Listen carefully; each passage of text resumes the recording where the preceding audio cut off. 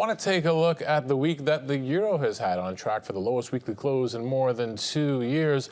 Funny thing about stimulus, it might be good for equity markets and for calming investors down, but if you're going to stimulate the economy and make money cheaper and cheaper, sometimes that can pull a currency the other way. Adam Button, Chief Currency Analyst at ForexLive, knows a lot more about it than I do, and he joins us now. Good to see you again. Hi, Greg. Happy Friday. All right, happy Friday indeed. The euro indeed, because we heard from a top official at the European Central Bank this week saying, don't worry, we have your back. We're ready, I guess, in Super Mario Draghi's terminology, do whatever it takes, whatever's necessary. Yeah, I mean, they are pushing deep into experimental monetary policy here. And one of the risks is that they go too far. Banks are wilting at the idea of deeply negative rates. And we've seen it in the equity market there. And there's a chance that it could backfire. But there's also a chance it could sink the euro far more than anyone's anticipating.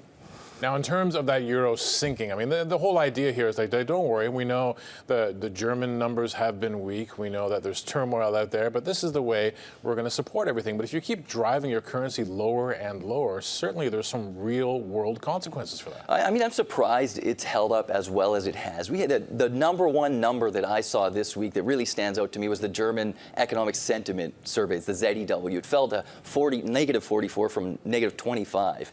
It fell right off the map, and Germany had a negative quarter. It looks like Germany is tilting towards recession, and Germany is saying, listen, we're not doing anything, we're not stimulating anything, we're not spending any money, we're going to run a balanced budget, even though the market wants to give them money at negative rates. And I think the relief valve is the euro. I mean, if the euro stumbles into recession, the euro can fall 10–20%, and I think that's really the linchpin that sends markets over the edge. I mean, we have the bond market sending these signals right now that something bad is coming. And I think it could very well be the euro and Europe tumbling into recession. And if you imagine what happens with the euro falling 10 or 20%, well, you can extrapolate from there to the White House. I was going to say, what are the connections here? Because everyone likes to see that, this is happening here, this is happening there. But the big umbrella story has been China. The United States, the world's two largest economies, can't see eye to eye on trade. Does it all go back to that? Yeah, well, I think it does, because China doesn't peg their currency to the US dollar. We look at it so much, but 2 years ago they switched to a basket of currencies, and one of those is the euro.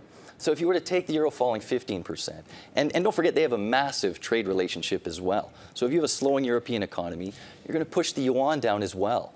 And so now you have, say, 10% lower in the euro, 5% lower in the yuan. Well, that's going to kill U.S. corporate profitability. I mean, you have American companies, for instance, or Canadian companies that are multinationals.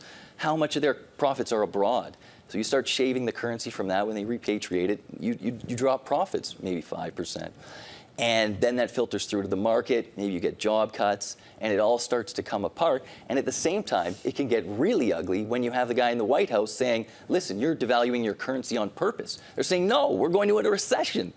And then it hits them with tariffs at the same time, or starts to tinker with the American currency.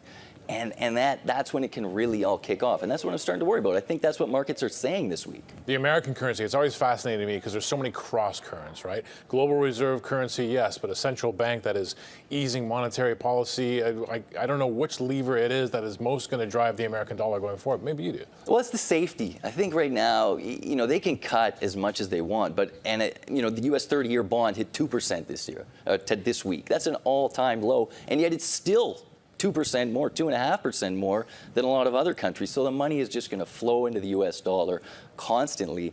And yeah, they're going to fight it. They're going to drive rates down as well. But at the same time, you can see a pickup in housing coming in the U.S. on lower rates. You can even see it here on lower rates. And so, but it's not an island. I think eventually it filters in there. But America's not used to that. They've never had an imported recession. But Canadians, we've seen it time and time again. But I don't think Americans can see it coming because it's something that's never happened to them before. Now, this week, obviously, the headlines for financial stories have been dominated by the inversion of the yield curve. What it came down to was roughly about 4 hours where the 10-year yield was lower than the 2-year yield. The 10-year yield is back above 2-year right now. But those 4 hours surely set off a lot of alarm and selling to a large degree. How, in the currency markets, were they a little more calm? It has been. I mean, one of the problems in the currency markets is there's really nowhere to go right now. I mean, yeah, America's slowing their cutting rates. Everybody's cutting rates. Everyone's slowing down.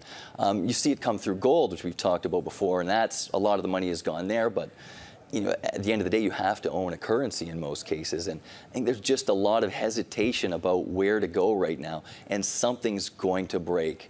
Probably in the next few months, and I think it's probably going to be the Eurozone. It could be Brexit as well that tips it over the edge, and sterling. So there are plenty of risks out there, and I think the ones to really watch are in FX right now. All right, Adam, always a pleasure to have you here. Thanks, Greg. Adam Button is the Chief Currency Analyst at Forex.